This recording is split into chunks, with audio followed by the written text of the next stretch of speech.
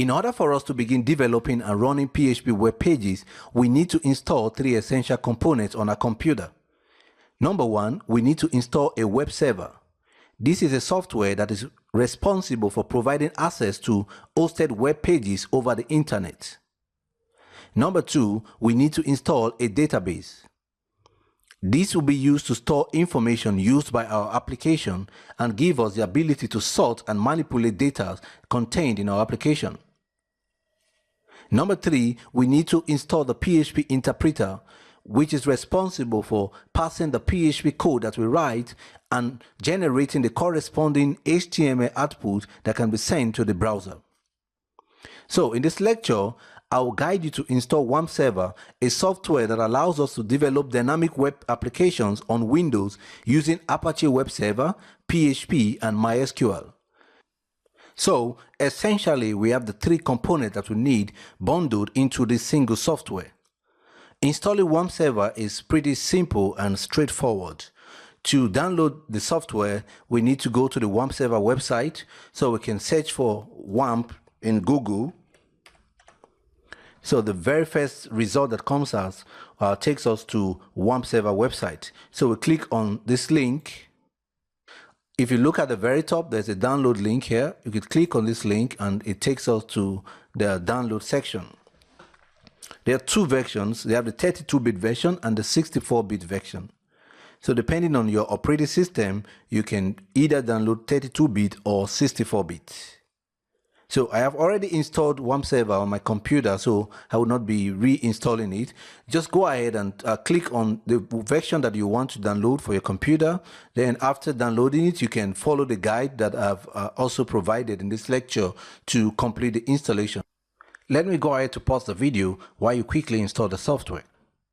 Now that you have successfully installed WampServer on your computer, the very first thing that we need to do is to ensure that WampServer is running. So to start the server, you simply double click or right click on the icon on your desktop and open. So once the application is started, you'll see the green icon here. So after that, we can go to the browser and type in localhost. So typing in localhost takes us to the WampServer home page. Here I'll be able to see the project that I've created, and now we have not created any project yet. So you also see another instruction here. To create a new one, just create a directory in www folder. I'll show you where this is shortly. So we also see the tools that are available to us here. I have phpMyAdmin and also the extensions that are loaded into our application. So now let us create our first project. If you follow the installation guide that I provided in this lecture, WampServer will be installed in your C drive. So in your C drive, you will see the WAMP folder. Double click to open the folder and there will be a bunch of stuff in here. Don't worry about all these. Just locate www folder and open it. So inside the www folder, you'll see that we have only the index, the fav icon, and test MySQL files. So right now, to create a new project, we simply click create new folder.